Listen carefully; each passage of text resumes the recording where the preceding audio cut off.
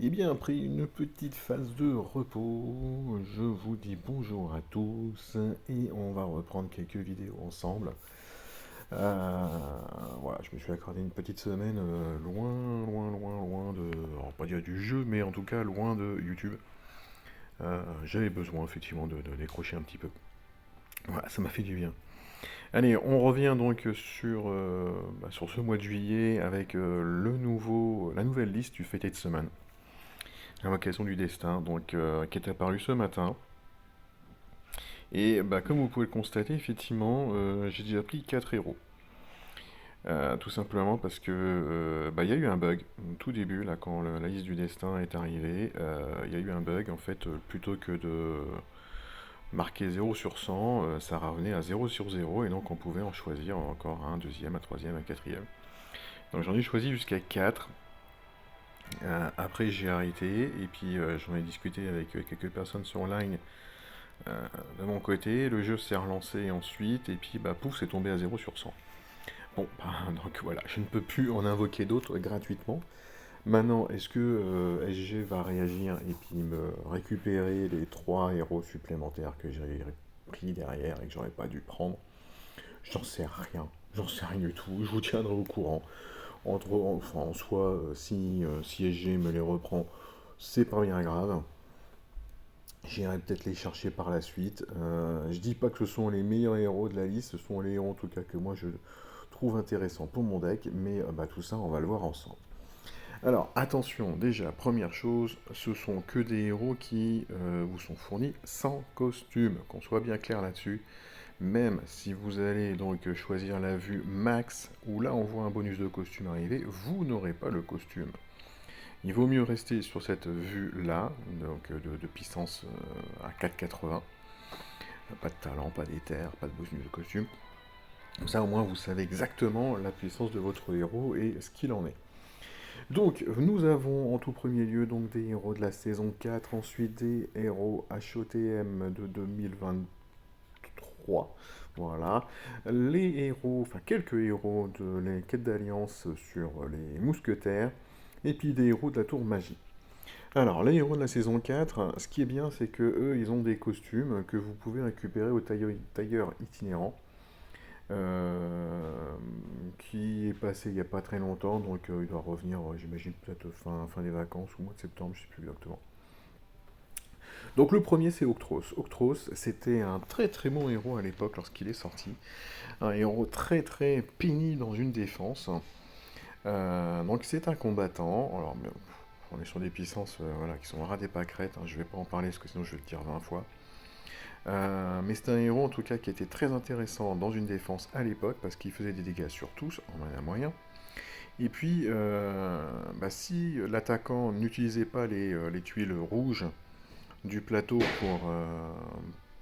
dans son puzzle, et s'il les laissait en trop grande quantité, Octros faisait encore plus de dégâts. Je pouvais aller jusqu'à 340, c'était énorme. Et puis, une baisse d'attaque de moins de 4% pour 3 tours sur tous les adversaires. Donc un héros dans une défense qui était très très sympathique, enfin très pénible en tout cas à rencontrer, en plus combattant, donc impossibilité de ressusciter. Son passif c'était... Tac tac tac... Les bonus octroyés par les compétences spéciales sont augmentés de un tour. D'accord, mais bon, lui-même il s'en donne pas malheureusement, mais il fallait que ce soit les copains qui en donnent. Bon, maintenant, très honnêtement, dans une défense, c'est une chips, hein. Euh, Enfin, de toute façon, 800 de défense et 1400 points de vie. Enfin, vous prenez 3 héros bleus, vous balancez 3 tuiles bleues dessus, à ce niveau-là, hein. Il est mort, hein, il est mort. Donc, il ne fera plus peur dans une défense. Est-ce qu'on peut en faire autre chose? J'ai un peu de mal à imaginer Octros qui permettrait de faire autre chose que dans une défense. Fait pas assez de dégâts. Si vous l'utilisez en attaque, vous allez utiliser les tuiles rouges, donc il n'y en aura plus beaucoup. Bref, un peu de mal à imaginer Octros dans cette liste. Lugaid, bon alors, un héros, son plus gros défaut c'était qu'il était lent à l'époque, hein, lorsqu'il est sorti. Paladin, cette fois-ci. Bon, ça va bien, hein, héros paladin, enfin, bon, classe paladin et Roland, c'est pas mal du tout. Bon, il se met suppression totale, donc il supprime tous les effets sur lui, les cumuls, les flétrissements, les croissances, etc. Donc ça c'est pas mal. Et c'est un peu bête, si vous avez mis des effets de croissance, mais bon. Et après, il passe en forme de fantôme, donc il ne peut pas être touché, il peut pas gagner de mana, il peut pas être soigné, bref. Voilà, mais il met une grosse hausse de défense sur tous ses copains de plus 64%. Donc ça, c'est pas dégueu. Et puis il fait un boost de santé au tour par tour de 180 sur tous ses copains aussi, pendant tout le temps qu'il est en forme fantôme, donc 360, 720 PV en overheal. Donc c'est pas dégueu, sauf que c'est en lent. Donc, bref. Déjà quand il est sorti, il était pas très apprécié. Et pourtant, il l'aurait mis en mana moyen, peut-être qu'il y aurait eu quelque chose à faire avec.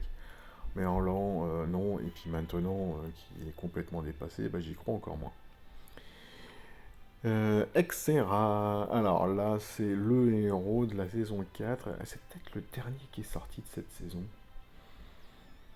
Mais en tout cas, c'est le héros que personne ne voulait attraper dans le portail, parce que franchement, Exera est nul. Clairement nul. Bon, les stats, voilà, complètement dépassées. En mana moyen, elle fait un dot de glace. Voilà. Qui va jusqu'à 633 au mieux si vous avez plein de boucliers bleus sur le plateau. Ça peut pas être purifié pour les héros rouges, mais tous les ennemis de glace sont immunisés. Bref, non. Non et non. Et même si vous aviez déjà chopé, etc., je pense que jamais vous l'avez monté, hein. Donc dans ce portail-là, non. Zekena, barbare. Alors Zekena, en mana rapide, 300% sur une cible, 450, excusez-moi, sur un autre ennemi aléatoire. Voilà, différent. Ça fait un peu plus de dégâts si les cibles sont sombres. Ça, c'est pas mal. La cible du deuxième coup prend moins 56% de défense pour 3 tours. Alors, Zekena est un héros qui peut être très intéressant dans cette liste, puisque c'est un héros titan.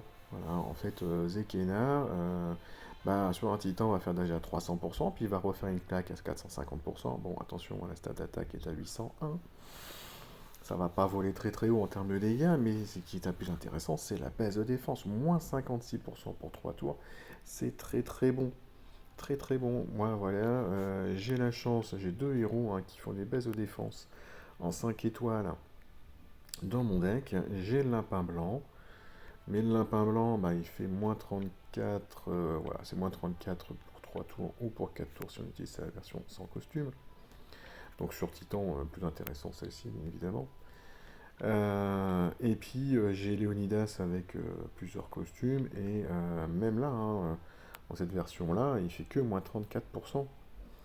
Bon, ça dure 5 tours en tout, parce que vous avez tapé sur un titan sombre, donc ça va durer 5 tours, mais on est à moins 34% seulement, hein. Donc, et là c'est moins 54%, mais contre le jaune. Donc Zekena, un héros très intéressant dans cette liste du Fated Summon, parce que vous avez un héros digne d'être utilisé sur les titans. Alors, si vous tapez sur du titan 14 étoiles, à la limite break 1, talent 20 suffira sans souci pour pouvoir tenir un minimum. Si vous tapez sur du 15 et du 16, vous avez peut-être fortement intérêt à aller chercher le costume, et peut-être même à la limite breaker 2 pour être sûr que Zekena tienne un minimum, hein, parce que là, on est à 1360 avec le Limit Break 2, le costume et les talents 25, hein. Alors les talents 25 peut-être pas, hein. Pour en faire juste un héros titan, pas trop d'intérêt d'aller chercher le talent 25. Mais pour qu'il tienne, le costume sera très important, parce qu'on est quand même à 30 et 35%. Ouais, si vous voulez l'utiliser sur des titans 15 et 16 étoiles, il faudra au moins aller chercher le costume chez le tailleur. Là, il sera intéressant. Et puis à la fin, Xnolfod, un héros très controversé. À l'époque, il est sorti parce qu'il était juste monstrueux. C'était un tank de choix, mais moi, quand je l'ai eu, j'étais fou de joie. Comme dans la saison 5, j'ai eu Bastet un an après, et j'étais fou de joie aussi, parce que ça a été un héros en tant que. Qui était, enfin voilà, deux héros en tant qui étaient exceptionnels. Donc en mana moyen, bah, il faisait un plus petit soin au début, mais il augmentait le mana de tous les alliés de 20%. Et ça, c'était juste dingue. Bon, voilà, et j'ai fait des petites modifications sur la CS de Xnolfod. Il soigne donc mana un petit peu plus, il fait 40% de soins, mais il augmente que le mana de 10%, et après il y a toujours cette altération des boucliers sombres, donc qui vont donner plus 37% de mana si vous le jouez en attaque, et moins 30% de mana si il est joué dans une défense. Euh, bon, c'était un héros qui, à l'époque, on pouvait aussi de temps en temps intégrer des teams titans pour se dire, bah voilà, si je mets plein de tuiles sombres, je vais pouvoir charger mes CS plus rapidement derrière. Mais en fait, on sait bien maintenant que les titans, on les tue pas avec les CS, hein, pas avec les CS qu'on fait le plus de dégâts. On fait des dégâts grâce aux tuiles et au malus et au bonus qu'on se donne, hein. Et là, le bonus de génération de mana sur la tuile est pas intéressant, hein. Sur les tuiles, là, ce qui est impactant, c'est on augmente l'attaque des tuiles, comme avec un. Je sais pas, qui c'est que j'ai en tête, un Jot en bleu. Alors, la liste des HOTM de 2023, alors c'est la liste qui est sortie durant, je dirais, la période peut-être mai, juin, juillet, août, septembre, octobre peut-être, je sais plus exactement, mais c'est au milieu d'année. Ils ont tous le même lien élémentaire, hein, c'est 10% de génération de mana. J'en ai vérifié quelques-uns, mais je ne les ai pas tous vérifiés. Et Utragan aussi, je pense que c'était le dernier. Ouais, c'est ça. Donc ils donnent tous de la génération de mana. 2023, c'est l'année où ESG a enfin rattrapé un petit peu la puissance des HOTM par rapport aux autres héros 5 étoiles qui sortaient. En général, les HOTM gagnaient 1 ou 2 points de puissance tous les mois. Donc là, 824, 825, 875, 867 et 883. Voilà, donc en fait, c'était Skargromar, après c'est Sinisia qui est sorti, après c'est Itar, Ariax et Utragan. Et en fait, Itar, ça a été le premier HOTM qui a eu ce bond de puissance d'un seul coup qui est apparu, qui a permis de rattraper un petit peu de retard en termes de puissance et donc en termes de stade des HOTM. Parce que faut être honnête, hein, au moment où Skargromar et Sinisia sont sortis, en termes de puissance, ils étaient déjà largués par le reste. Je parle pas de maintenant où on a à peu près 100 points de puissance d'écart, hein, 100, 150 en fonction des portails. Mais là-bas, à ce moment-là, on était limite à 200, hein, donc c'était la cata, hein. Bon, bref, qu'est-ce qu'on en fait de ces héros-là? Bah, pas grand-chose, hein. Bon, ils ont quand même des petits trucs sympathiques. Bon, Skargromar, il tape sur 3 en moyen. Il fait une baisse de mana sur 3 également, et une baisse de précision. Il fait pas mal de petites choses sympathiques, mais dans une défense, non. Pour attaquer, si vous avez vraiment envie, même au max du max, on est à 1111, hein. J'ai un peu de mal à imaginer que vous allez donner des alphas à Skargromar, hein. Bon, par contre, il y avait un truc très intéressant chez lui, c'est qu'il résistait à tous les blocages de CS, de mana, de génération de mana. Non, non, juste de CS. Ouais, juste de CS. Donc très très sympathique. Mais non, complètement dépassé. Sinisia, bah, même chose, hein, elle tape sur. Ah non, elle tape sur tout le monde. Une baisse de soins, ça c'était pas mal non plus à l'époque en mana moyen. Un petit dos de saignement, mais bah, même chose, hein, c'est complètement dépassé. 1114. Oh là là, non. Ariax, donc un héros qui fait de l'enchaînement de CS, hein. Donc ça c'était sympathique à l'époque. On pouvait mettre un Ariax avec un Khufu ou d'autres héros qui faisaient ça. Ça faisait très très mal dans un tournoi de ruée ou une GDA ruée. Maintenant, moi, ça fait plus du tout peur, hein. Parce que 410% de dégâts, c'est fort, mais avec une stat à 871 au départ, ça fait pas très très gros bobo. Itar, héros très très intéressant lorsqu'il est sorti, ou elle est sortie plutôt. Oh, je sais pas, ouais, c'est peut-être plutôt une femme. Mana très rapide, donc une grosse stat d'attaque, d'ailleurs, pour l'époque. Elle volait tous les bonus de la cible, et elle volait également 35% du mana que le héros détenait. Donc ça faisait... c'était assez rigolo de pouvoir aller voler à l'époque des bonus tels que ceux de Gardien Hippo, ou...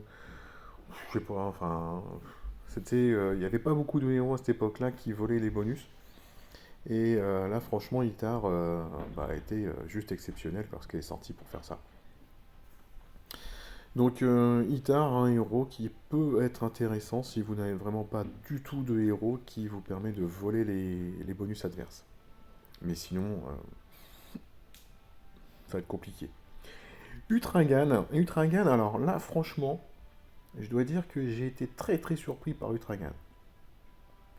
Parce qu'en mana très rapide, c'est toujours très, très sympathique, il n'y a pas de souci, mais 150% sur 1, donc ça faisait un sniper à 150% de dégâts, franchement, bof, bof, bof. Hein. Bon, il avait une belle stat d'attaque, donc pas trop de soucis de ce côté-là. Mais le plus surprenant, c'était qu'au final, avec ce dot euh, que Utragan faisait, et lui, il récupérait donc du soin avec les dégâts de poison qu'il avait envoyés. Bah, si vous n'arriviez pas en fait à tuer Utragan rapidement, avant qu'il balance sa CS, donc en deux tours, en deux trois tours, un grand max, après ça devenait beaucoup plus relou.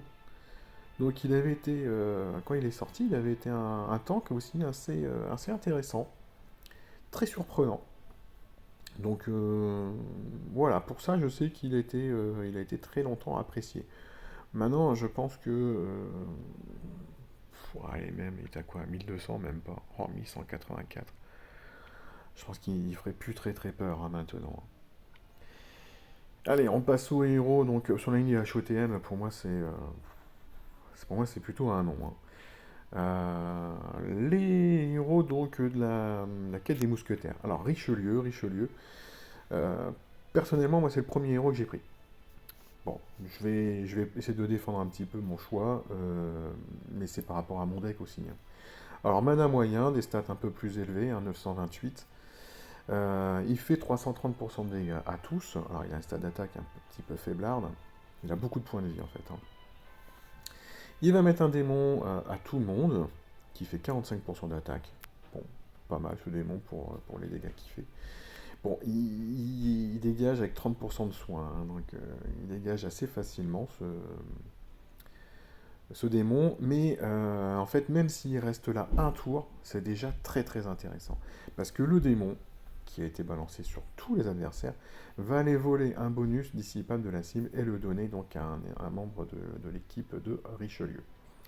Et même, voilà, comme je vous dis, en fait, même s'il reste juste un tour le, le, le démon, et ben, il aura permis de voler au moins déjà un bonus. Et ça se trouve, ce sera peut-être les bonus de Limit Break 2 des héros en face. Donc il va donner peut-être un boost spécial, un bonus d'attaque, un bonus de défense, une régénération, j'en sais rien. Des petits bonus qui durent quand même en général assez longtemps, hein, jusqu'à 6 tours pour certains. Donc franchement, moi j'aime bien. Des dégâts pour tous. Ce démon qui va aller voler au moins un bonus une fois, moi je suis d'accord. Voilà, même s'il m'en vole qu'un seul, je suis d'accord, je suis preneur. Athos, donc il fait partie des tout premiers héros qui sont sortis dans cette caisse des mousquetaires, dans ce portail des mousquetaires. En mana très rapide, donc c'était un tueur de sbires. Voilà, il détruit tous les sbires, mais de la cible. Donc c'est un sniper, mais il va détruire, donc s'il a 3 sbires, l'adversaire, il va tuer les 3. Il va faire ensuite des dégâts à 470%. Donc un beau tir, hein, pour l'époque, c'était un très très beau tir. Il fait mal. Et il récupère 20% de mana pour chaque sbire éliminé. Donc il peut avoir rechargé déjà 60% de mana si la cible avait 3 sbires.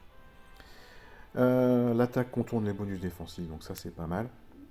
Et puis je fais un tout petit soin. Bon, alors, maintenant des destructeurs de sbires, on en a quand même un sacré nombre. Est-ce que d'aller chercher Athos va vous apporter vraiment quelque chose? Je sais pas. Maintenant, Athos peut également faire des dégâts sur les méga sbires. Donc en général, il va certainement faire la moitié de la santé en moins du méga sbire. Donc si ça vous intéresse d'aller chercher des choses qui peuvent infecter un petit peu les méga sbires, pourquoi pas? Pourquoi pas? Sinon, moi je passerai mon chemin, même en mana très rapide. C'est une chips, hein, 750 de défense. 750 quoi. Pour aller jusqu'à 1021 au mieux, bon, ça sera vraiment pas beaucoup, hein.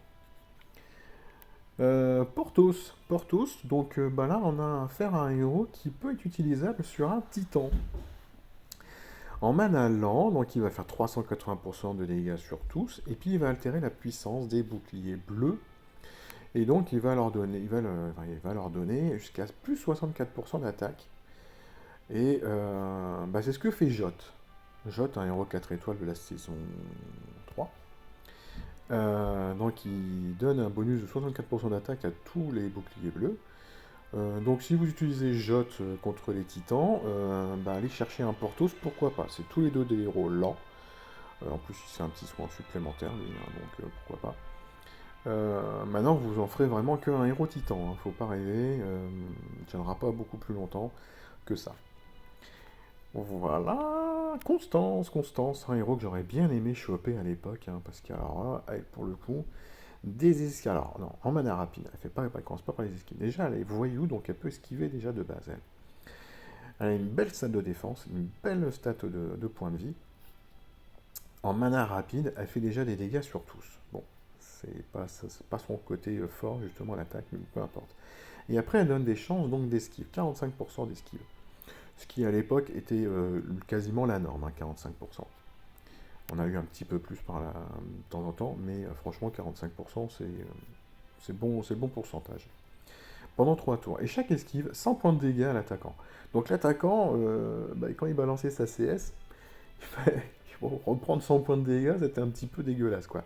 Ça faisait mal, parce que non seulement la CS avait raté sa cible, mais en plus, si c'était une CS qui devait taper jusqu'à 5 héros adverses, et que les 5 héros, par chance, esquivent tous, bah, le héros se prenait 500 points de dégâts dans la gueule.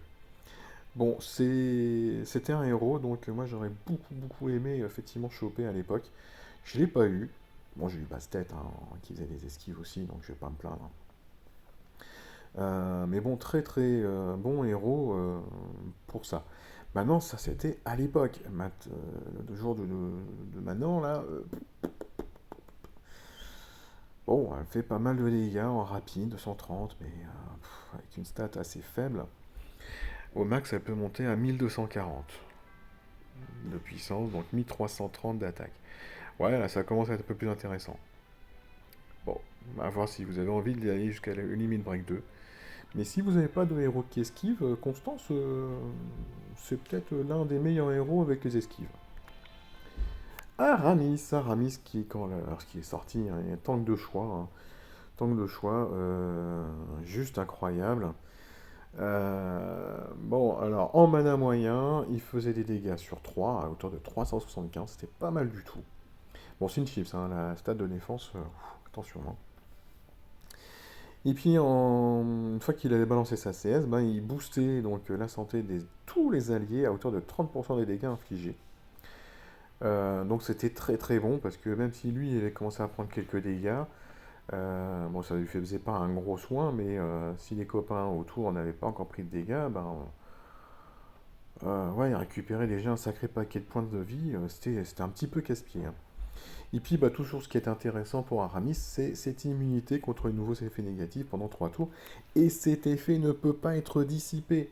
Ça en fait un héros possible contre une Bernadette. Puisque Bernadette, je vous rappelle que la première chose qu'elle fait dans sa CS, c'est qu'elle retire tous les bonus. Mais là, cette immunité d'Aramis ne peut pas être retirée. Donc, bah, si vous en avez ras-le-bol des Bernadettes, Aramis est peut-être un choix à aller chercher dans ce portail de Fêted Summon. Attention par contre, hein, oui, c'est une chips. Il va peut-être falloir faire au moins le limit break 2 pour aller contrer une Bernadette. Mais bon, après, si Bernadette vous l'avez déjà contré au moins une fois grâce à Aramis, vous êtes déjà content. Hein. Après, si Aramis crève par la suite, vous aurez au moins fait durer un petit peu plus longtemps le raid, donc, ou la frappe en GDA.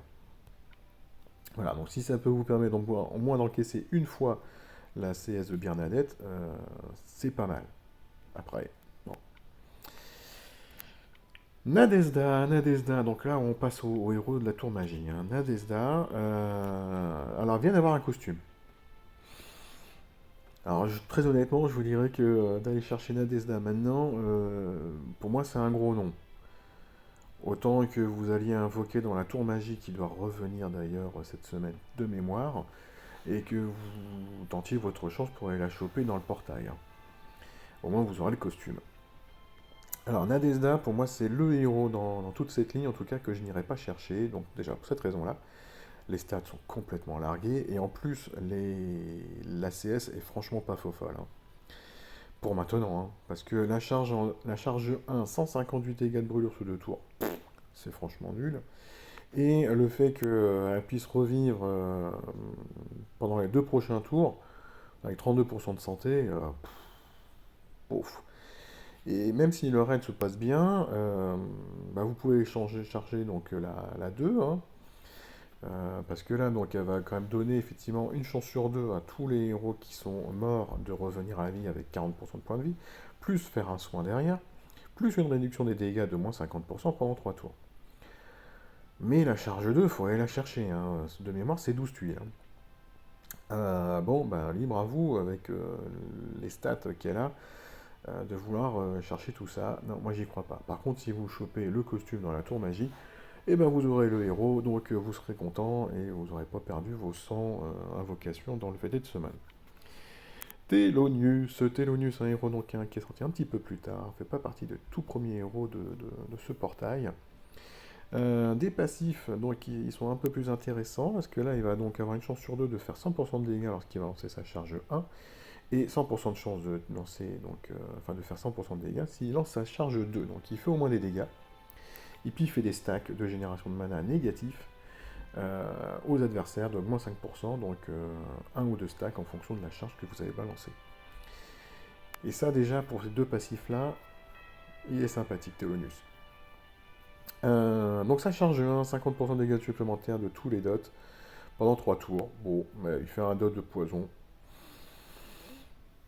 Bon, je suis pas transcendé par la charge 1. Il faudrait en fait coupler Thelonius avec d'autres héros qui font pas mal de dots, histoire que ce soit vraiment impactant. La charge 2, il fait un très très joli soin, mais attention, il fait que sur lui-même et ses deux copains d'à côté. 75%, et donc une immunité contre les effets négatifs, enfin contre les dégâts des effets négatifs, parce qu'il prend quand même le dot, mais il est immunisé contre les dégâts, pendant 5 tours, mais toujours sur les copains d'à côté et sur lui-même. Bon, voilà, j'aime beaucoup les passifs. Après, ça CS, maintenant j'y crois un peu moins. Camilla, bah, si vous avez bien regardé, en fait, je l'ai pris, hein, dans le bug qu'il y a eu. Donc, dans les deux passifs, c'est toujours des dégâts, et puis le cumul négatif de génération de mana.